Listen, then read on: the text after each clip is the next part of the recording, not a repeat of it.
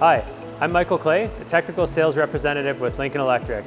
Today we're going to be programming a circular weld using the Cooper app.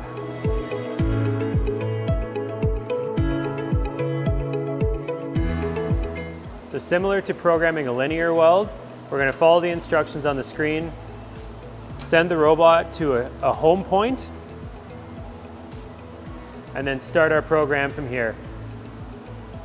We'll push our blue button to unlock the cobot, and when we start moving it, the button for more choices is on the screen. We can push that.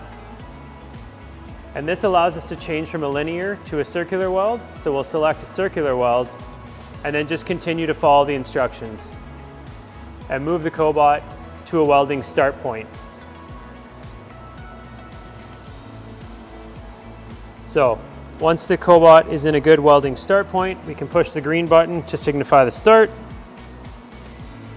and then go around the circle to program your points. In each welding point, you'll push the green button.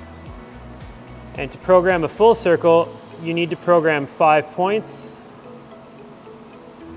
and each one of the points will be a button push.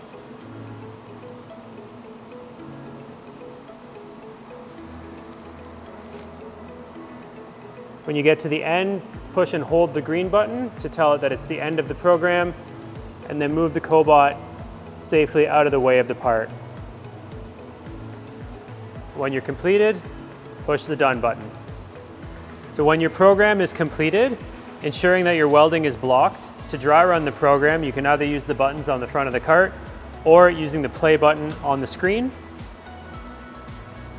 And the cobot will run through the circular weld that you just programmed.